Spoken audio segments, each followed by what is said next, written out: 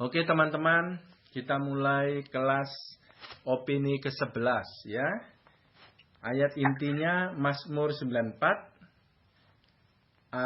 ayat 12 ya, ayat intinya. Berbahagialah orang yang kau hajar ya Tuhan, dan yang kau ajari dari Taurat-Mu. Nah, ini ayat intinya.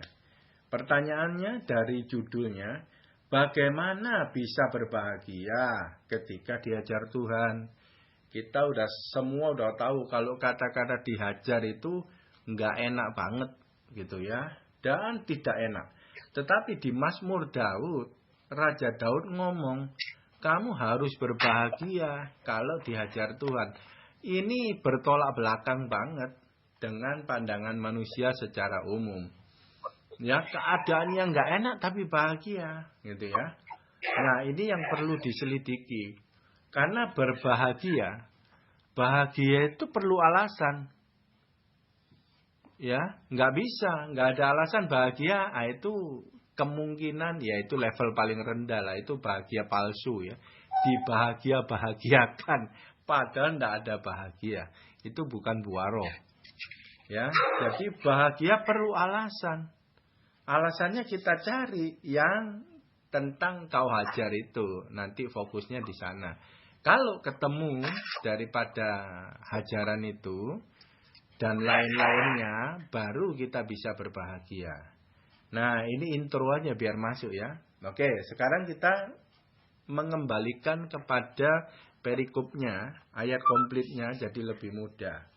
Kita mundur satu di ayat 11 ya. Tuhan mengetahui rancangan-rancangan manusia, sesungguhnya semuanya sia-sia belaka. Nah, ini. Kita mundur satu, kita udah tahu. Ini berbicara mengenai rancangan. Ya. Masih belum ada korelasinya, sangkutnya. Tapi nanti makin ke bawah kita tahu sangkutannya. Cuman, ini bukan tidak ada sangkutan. Cuman otak kita belum nyangkut. Gitu ya. Nah, tapi nggak apa-apa. Kita nanti ke bawah, kita baru tahu. Maksudnya berbahagia yang kau hajar. Itu nanti kita bisa tahu. Sekarang kita bahas dulu ayat 11-nya. Jadi biar lebih jelas. Tuhan mengetahui rancangan-rancangan manusia. Sesungguhnya semuanya sia-sia belaka. Nah, ini rancangan manusia. Apapun kepintaran, hikmat dan lain-lain yang berasal dari manusia, Tuhan ngomong sia-sia. Ya, manusia sudah jatuh di dalam dosa. Jadi semua yang lahir daripada manusia berdosa itu adalah sia-sia. Bahkan rancangannya pun menurut Tuhan sia-sia. Ini menurut pandangan Tuhan ya. Menurut kita kan bisa juga dong. Orang non-Kristen punya rancangan bagus bisa juga menurut kita. Tapi di mana Tuhan? No, tidak ada yang bagus, semuanya sia-sia. Gitu ya. Nah, sekarang kita lihat untuk mendukung ayat ini, Yesaya 55 ayat 7 dikatakan gini. Baiklah orang fasik meninggalkan jalannya dan orang jahat meninggalkan rancangannya. Baiklah ia kembali kepada Tuhan, maka Dia akan mengasihinya. Dan kepada Allah kita, sebab ia memberi pengampunan dengan limpahnya. 8. Sebab rancanganku bukanlah rancanganmu, dan jalanmu bukanlah jalanku. Demikian firman Tuhan. 9. Seperti tingginya langit dari bumi, demikianlah tingginya jalanku dari jalanmu, dan rancanganku dari rancanganmu. Jadi, dari ayat ini kita tahu yang dimaksud rancangan sama jalan itu sama. Jadi nanti yang dirancangkan kita itu yang kita jalankan. Nah, yang dimaksud Tuhan ini dibahas di ayat Yesaya itu adalah rancangan orang fasik dan orang jahat. Yang dimaksud di ayat ini. Dan itu yang Tuhan gak suka. Karena rancangannya selalu negatif. Makanya diomong baiklah ia kembali kepada Tuhan. Kembali apa? Orangnya harus terima Tuhan Yesus. Baru terus rancangannya pakai rancangan Tuhan. Maksudnya itu kembali kepada Tuhan gitu. Harus bertobat. Sehingga nanti dia bisa memakai rancangan Tuhan. Sehingga dia bisa meninggalkan rancangan manusia jahat yang lama itu. Maksudnya begitu ya.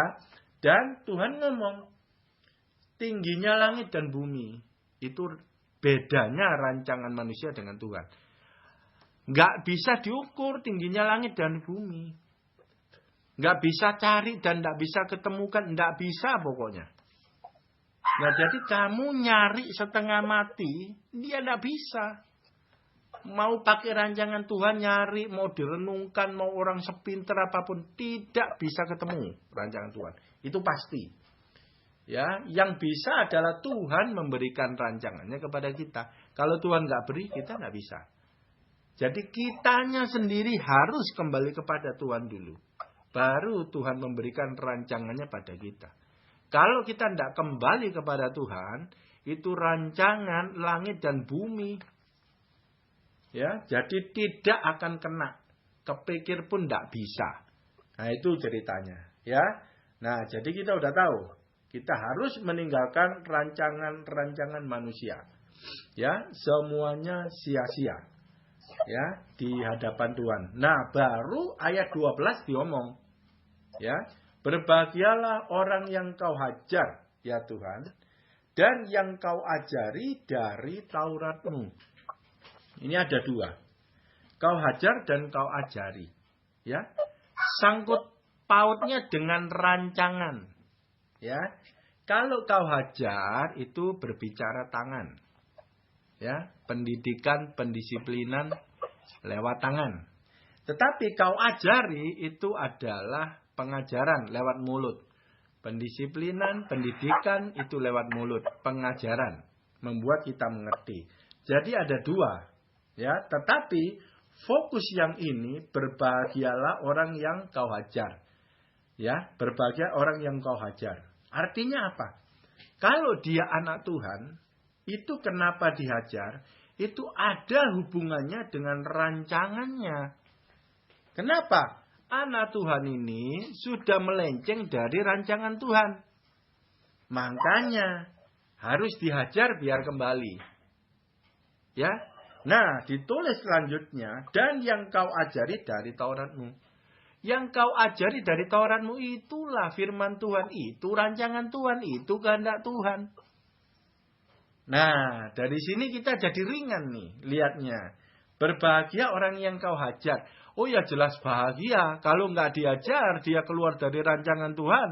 Kakinya menuju kemana? Kebinasaan jelas.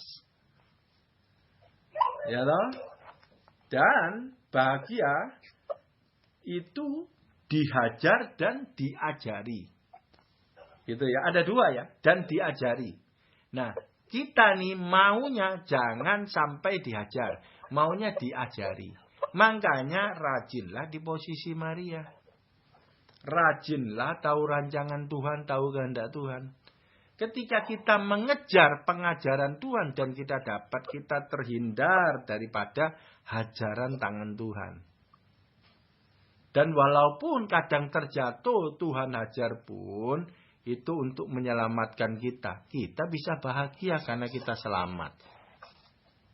Hidup di dunia 70-80 tahun. Ya, kalau kita selamat masuk surga selamanya. Kalau nggak diajar kita keluar dari jalan Tuhan selamanya neraka. Nggak seimbang, makanya kita harus bahagia. Ya, oke. Sekarang kita lihat ayat peneguhan-peneguhan. Amsal 15 ayat 10 dikatakan begini.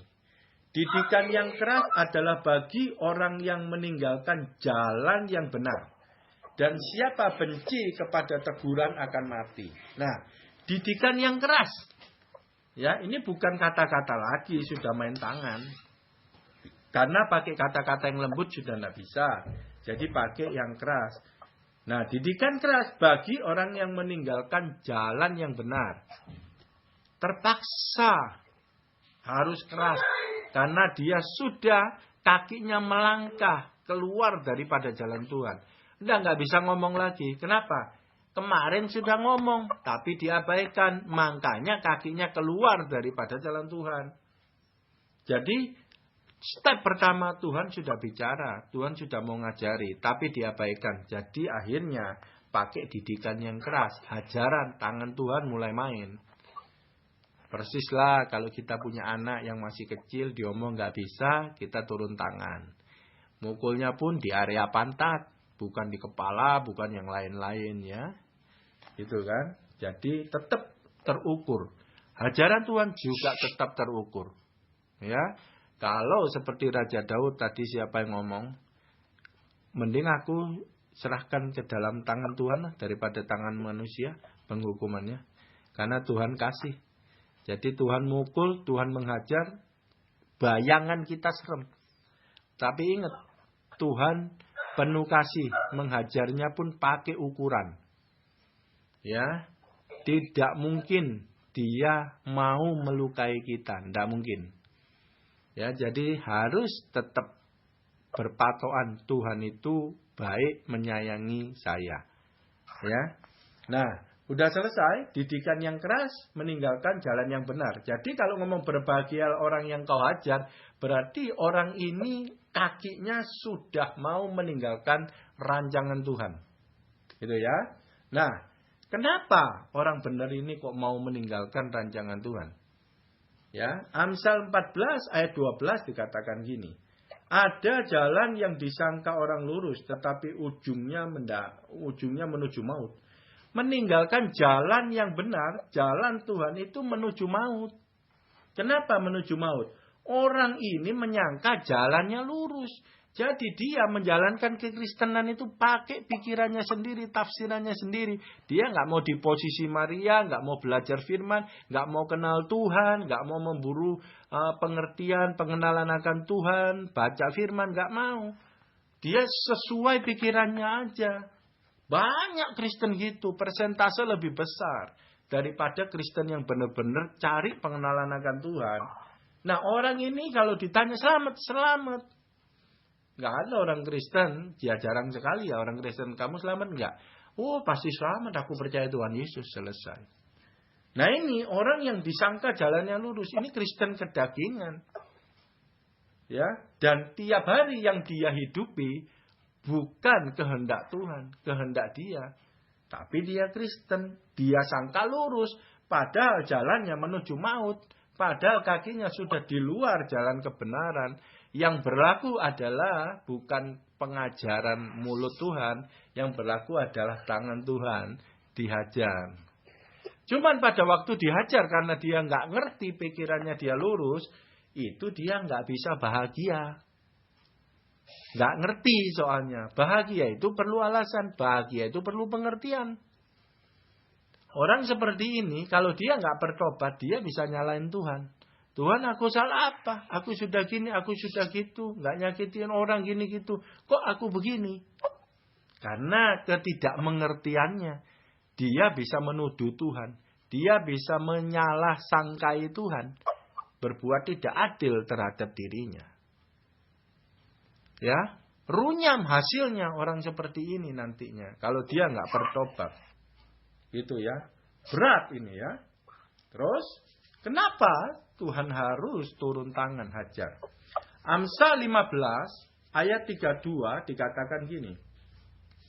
Siapa mengabaikan didikan membuang dirinya sendiri. Mengabaikan didikan membuang dirinya sendiri. Didikan mulut boleh pengajaran atau didikan tangan Tuhan diajar. Tapi kalau itu diabaikan, dia membuang dirinya sendiri. Membuang artinya apa? Ya keluar dari Tuhan lah. Menuju maut lah.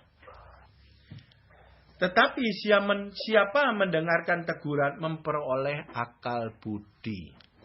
Mendengarkan teguran. Teguran itu lewat mulut.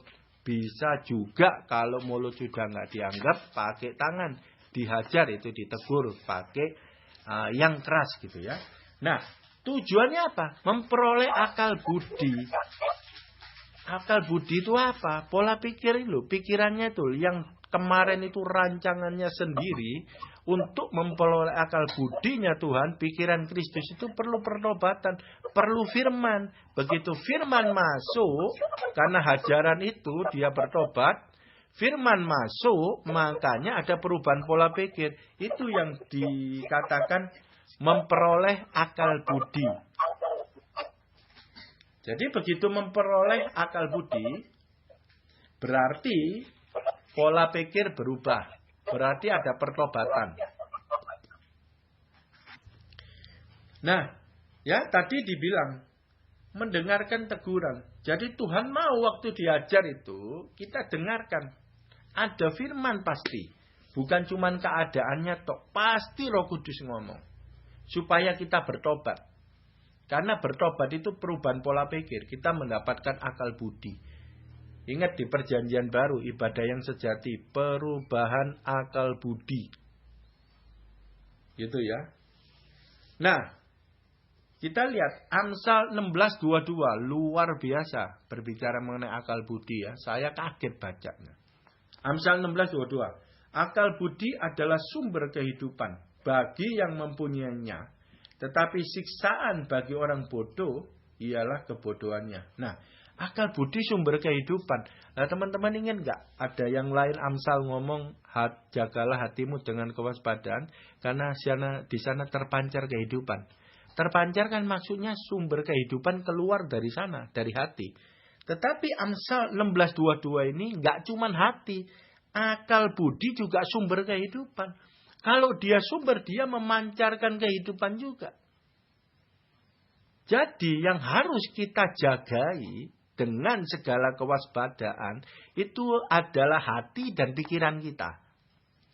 Karena hati dan pikiran kita itu memancarkan kehidupan. Berarti ada dua pancaran dong. Nah, ini menurut saya nih. Hati dan pikiran itu nempel. Ya. Kita itu terbiasa di pikiran kita, hati itu kayak jantung di dada. Ya, itu secara biologi. Tetapi secara rohani, hati adalah tempat roh berdiam. Bukan di jantung roh berdiam. Ya, Tuhan ngomong, Roh Kudus ngomong, kita dengar, roh kita dengar. Dan ini gandeng antara hati dengan pikiran. Dengan otak itu gandeng. Hati itu secara rohaninya gandeng di sana di otak. Nah itu sumber kehidupan. Dua-duanya itu sumber kehidupan. Berarti itu gandeng. Ya. Nah kalau kita lihat jantung itu menyebarkan darah ke seluruh tubuh jadi hidup. Ya. Darah adalah kehidupan. Roti dan darah. Darah itu yang menghidupkan tubuh. Itu adalah roh, gambaran Roh Kudus. Ya, jadi jantung itu, hati itu memompa malah menyalurkan darah ke seluruh tubuh seperti roh menggerakkan, menghidupkan seluruh tubuh. Nah, itu.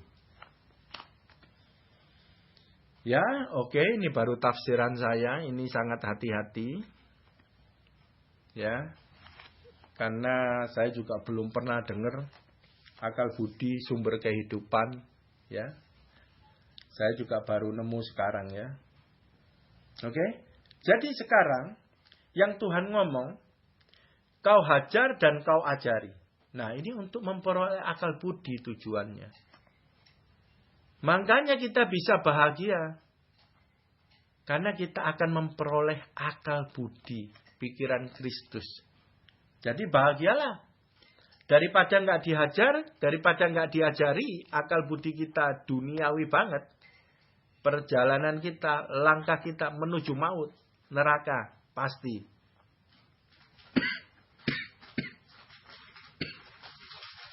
Ya, dan Amsal 17 ayat 10 dikatakan gini. Suatu hardikan lebih masuk kepada orang berpengertian daripada 100 pukulan pada orang bebal. Nih, jadi kalau sudah masuk teguran, kalau kita sudah mengalami suatu keadaan yang gak enak, cepat-cepatlah mendekat kepada Tuhan. Cepat-cepat cari pengertian. Cepat-cepat cari ajaran Tuhan. Kenapa? Supaya cukup satu. Bila perlu tidak maksimal. Di awal kita sudah bertobat. Daripada kita mengeraskan hati, tetap jauh kepada Tuhan, tidak di posisi Maria. Sehingga kita menjadi bagian daripada orang-orang bebal. Sehingga di ayat Amsal 17 ayat 10, 100 pukulan pada orang bebal. Dan tidak membuat dia bertobat.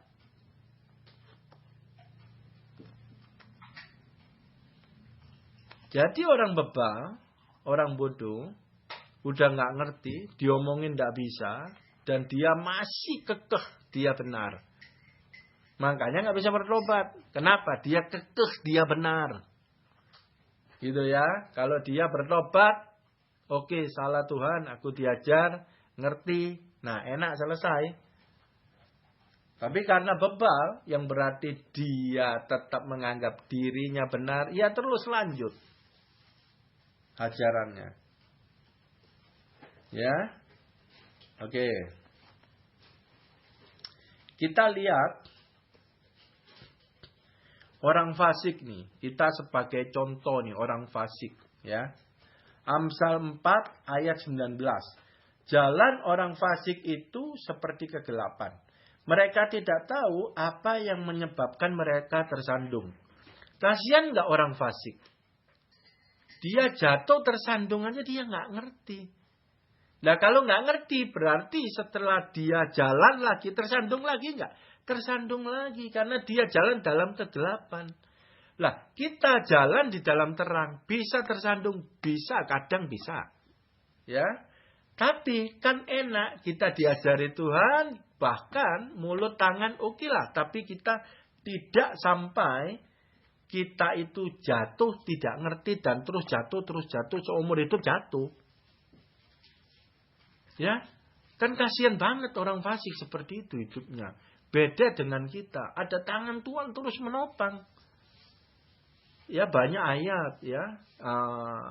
Orang Kristen anak Tuhan jatuh 7 kali tetap tidak sampai tersungkur atau apa, tangan Tuhan menopang. Kan bahagia kita dengar firman-firman seperti itu. Ya. Kalau yang orang fasik kan kasihan dilepas sama Tuhan ya.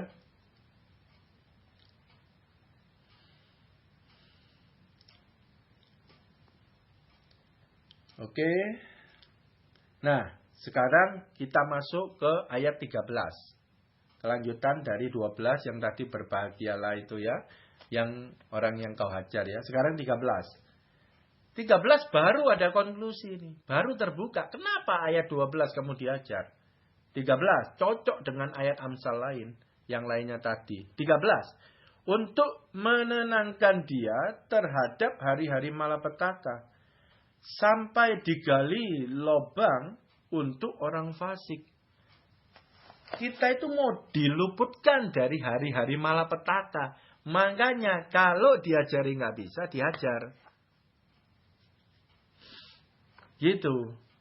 Tujuannya itu baik banget. Menghindari kita dari malapetaka. Jadi misalnya. Kita ikut Tuhan.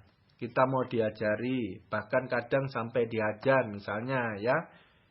Minimal malapetaka nggak datang. Kalau berkat belum datang nih. Ada berkat yang juga sudah datang. Yang nggak kelihatan itu. Yang namanya malapetaka sudah tidak lewat di jalan hidup kita. Sudah tidak kita nikmati. Ini mesti mengucap syukur. Ini mesti bahagia banget. Kita kirain tiap hari enak, lancar-lancar. Enggak. Itu Tuhan sudah menyingkirkan malapetaka dari hidup kita. Waktu kita besok bangun enak keadaan semuanya. Itu Tuhan sudah menyingkirkan malapetaka dari hidup kita. Dari jalan kita. Ya, walaupun kadang kita mengharapkan ada berkat besar, tapi itu belum datang. Tapi malapetaka sudah tidak menghampiri hidup kita. Nah beda kalau orang dilepaskan Tuhan, seperti tadi ngomong orang fasik itu ya. Nah itu ada ditulis di ayat 13. Sampai digali lubang untuk orang fasik. Maksudnya apa gali lubang? Itu jebakan buat orang fasik. Jebakan artinya apa? Orang fasik itu kan yang tadi diomong bebal. Rancangannya dia merasa benar.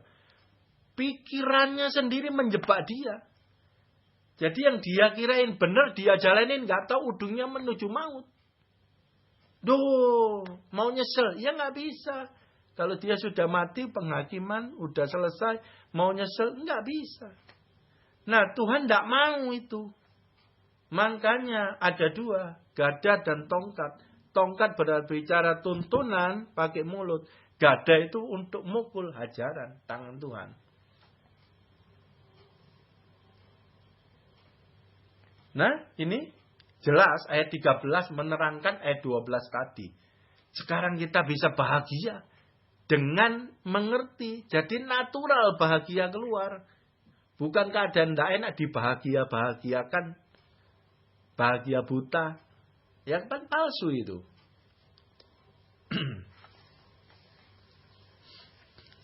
Ya. Ada ayat top nih. Ayat top Tuhan gembalaku. Ya. Semua orang sudah tahu Mazmur 23 nih. Lihatin. Ini luar biasa. Tuhan gembalaku yang baik. Mazmur Daud. Tuhan adalah gembalaku, takkan kekurangan aku. Ia membaringkan aku di padang rumput hijau. Ia membimbing aku ke air yang tenang. Ia menyegarkan jiwaku. Ia menuntun aku di jalan yang benar oleh karena namanya. Tuntunan Tuhan itu loh. Pengajarannya itu mengarahkan kita kepada pertama, takkan kekurangan aku. Ini di bahasa aslinya itu bukan kekurangan soal ini itu. Maksudnya ini, Tuhan gembalaku cukup sudah semuanya. Selesai. Maksudnya begitu ya. Tapi oke, kita lewati terus. Jadi tuntunan Tuhan itu kita dibaringkan padang rumput hijau, domba banyak makanan, ke air yang tenang, jiwaku disegarkan, di jalan yang benar. Nah itu rancangan Tuhan ya, karena namanya itu maunya Tuhan, tuntunan Tuhan. Kalau kita ikut Tuhan, kita taat, ngerti taat dengan tuntunannya.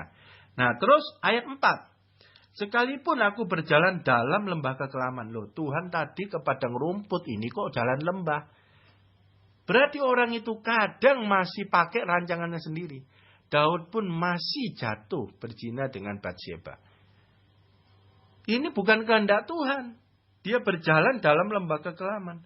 Aku tidak takut bahaya sebab engkau besertaku. Gadamu dan tongkatmu itulah yang menghibur aku. Ketika dia tidak taat, dia pakai rancangannya, jalan di dalam lembah kekelaman itu, ada gada dan tongkat Tuhan. Diomongin, jangan. Kalau nggak mau, gadanya digebuk. Dan gada dan tongkat itu, itulah penghiburan Daud. Luar biasa Daud. Diajar Tuhan, diajari Tuhan, itu penghiburannya dia.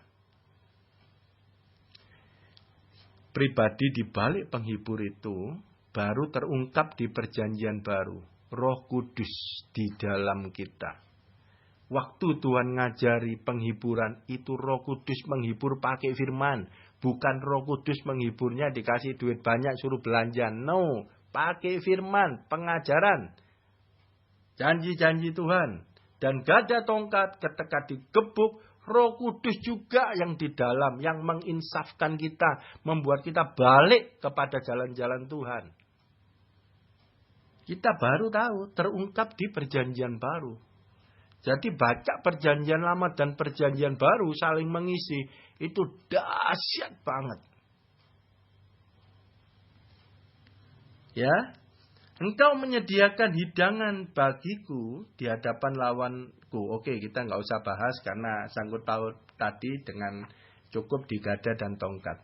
Ya, itu kan luar biasa Tuhan gembala ke itu ayat Mazmur itu ya. Oke, kita balik. Untuk menenangkan dia terhadap hari-hari malapetaka. Malapetaka sudah lewat. Ketika kita tahu bahwa kita dihajar. Kalau kita teruskan, mungkin kita kena malapetaka. Tapi karena ada Tuhan yang menghalangi, Tuhan menghajar sehingga malapetaka tidak datang dalam kehidupan kita. Oke. Kapan kita tahu? Roma 8 ayat 28. Kita tahu sekarang bahwa Allah turut bekerja dalam segala sesuatu untuk mendatangkan kebaikan. Nah ini, jadi waktu dihajar nggak enak. Bahkan kadang nggak tahu pertamanya. Kok nggak enak Tuhan? Bisa menuduh Tuhan yang macam-macam.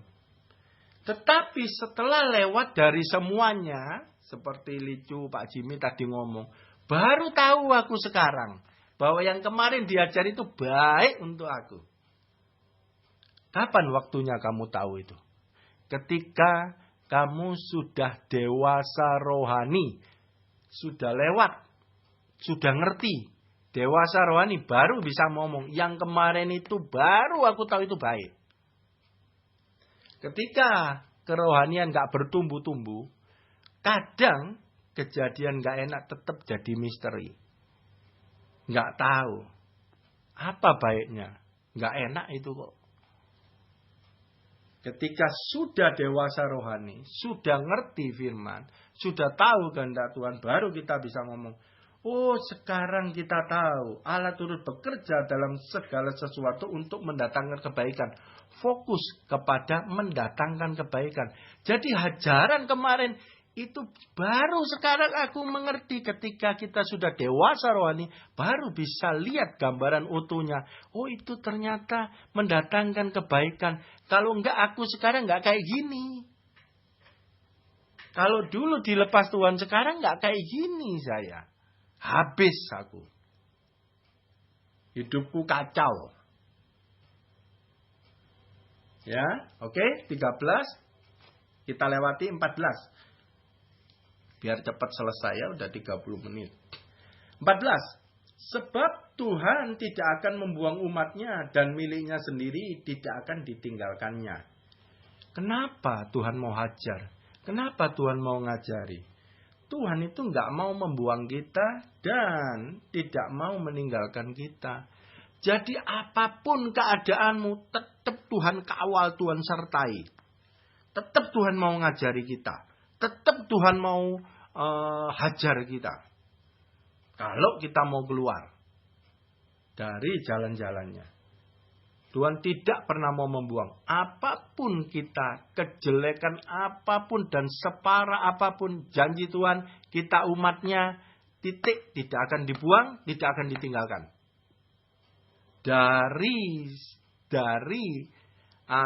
Dari sebelah Tuhan, dari Tuhannya tidak meninggalkan dan tidak membuang. Sekarang dari kitanya. Kita mau buang Tuhan? Kita mau meninggalkan Tuhan? Dari Tuhan tidak.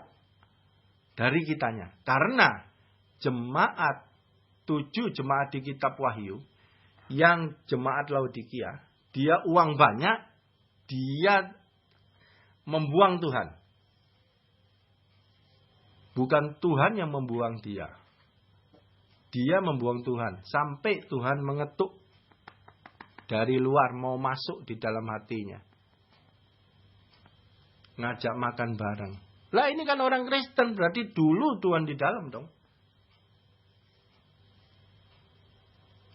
Ya. Kita tenang, ada jaminan dari ayat ini. Tuhan gak pernah membuang kita. Tuhan gak pernah meninggalkan kita. Cuman maksudnya itu kita disertai. Nah, disertainya itu apa? Yaitu gada dan tongkat, itu penyertaan Tuhan. Itu tanda Tuhan tidak meninggalkan kita, itu ada gada dan tongkat. Bukan kita dijadiin anak manja terus karakternya kacau balau, nggak karuan. No, bukan seperti itu. Gada dan tongkat itu nanti membentuk kita menjadi serupa dengan Dia. Tadi sudah diomong, Ibrani 12 ayat 6, karena Tuhan mengajar orang yang dikasihinya dan Ia menyesah orang yang diakuinya sebagai anak. Ya, penyertaan Tuhan itu bukan yang mulus-mulus enak-enak semuanya. Tergantung dari kita, nanti gimana perlakuan Tuhan terhadap kita. Kalau kita rajin di posisi Maria, terus belajar firman, mau kenal sama Dia, itu semuanya yang baik-baik akan datang kepada kita. Karena kita tetap di jalannya Dia. Tetapi kalau anak Tuhan ada yang mau keluar, baru tangan Tuhan. Karena teguran sudah nggak mempan. Jangan pilih itu ya teman-teman. 15. Sebab hukum akan kembali kepada keadilan dan akan diikuti oleh semua orang yang tulus hati. Ya, saya nggak ngomong hukum kembali kepada keadilan. Ini maksudnya hukumnya Tuhan itu adil. Oke, kita nggak bahas. Yang B-nya dan akan diikuti oleh semua orang yang tulus hati. Hanya yang tulus hati yang bisa ikut di jalan Tuhan. Yang berbelit-belit, bengkok-bengkok, Pak Niko ngomong gak bisa. Yang tulus hatinya benar-benar sama Tuhan. Tidak hitung-hitungan, tidak main bengkok-bengkokan, politik-politikan sama Tuhan. Tidak. Tulus. Baru bisa. Kalau gak bisa pun Tuhan tidak buang. Tuhan akan masukkan proses dengan gada dan tongkatnya membentuk hati kita supaya kita bisa tulus. Perlu proses tulus. 16. Siapakah yang bangkit bagiku melawan orang jahat? Siapakah yang tampil bagiku melawan orang-orang yang melakukan kejahatan? Kalau kita sudah lulus semuanya seperti tadi, sudah lulus dari hajaran, sudah lulus daripada pengajaran, syukur-syukur kita nggak masuk ajaran karena kita mengajar pengejaran akan Tuhan ya. Kita sudah lulus, Tuhan ngomong, siapa yang bangkit bagiku melawan orang jahat? Kita harus masuk di dalam peperangan, di dalam dunia. Kita diutus, domba di tengah-tengah serigala. Bangkit. Di dunia banyak orang jahat. Kamulah laskar Kristus. Perangnya pakai apa? Kalahkan kejahatan dengan kebaikan. Tuhan ngomong kayak gitu. Siapakah yang tampil bagiku melawan orang-orang yang melakukan kejahatan? Siapa yang tampil? Ya anak-anak Tuhan. Yang sudah terdidik tadi itu. Itu harus ditampilkan. Diutus sama Tuhan di tengah-tengah serigala. Di tengah-tengah penjahat-penjahat. Untuk memberi buah. Kalahkan kejahatan dengan kebaikan. Rasul Paulus ngomong, hidupku bekerja memberi buah. Sehingga orang jahat bisa lihat. Itu selanjutnya pekerjaan Roh Kudus, pekerjaan Tuhan. Yang memproses orang jahat itu. Serigala itu. Kita tugasnya cuman bangkit membagi buah. Karena hidup kita berbuah. Ya, itu tujuannya kita dipanggil. Berbuah dan memberi buah. Ayat 17 terakhir. Jika bukan Tuhan yang menolong aku, nyaris aku diam di tempat sunyi. Itu tadi pertolongan Tuhan yang kita bahas semuanya gada dan tongkat. Kalau Tuhan gak turun tangan seperti itu, nyaris aku diam di tempat sunyi. Tempat sunyi, dikubur, kematian, maut. Itu berbicara seperti itu. Enggak ada sukacita. Ya, jadi dengan komplit ayat ini perikopnya kita ngerti, kita bisa bahagia sekarang. Ada jaminan Tuhan luar biasa. Hati kita bisa benar-benar mau ngerti dan taat sama Tuhan. Ya, dan minimal janji Tuhan tidak ditinggalkan dan minimal tidak ada malapetaka menimpa di dalam hidup kita. Itu terjadi sah rancangan Tuhan dalam hidup kita. Amin.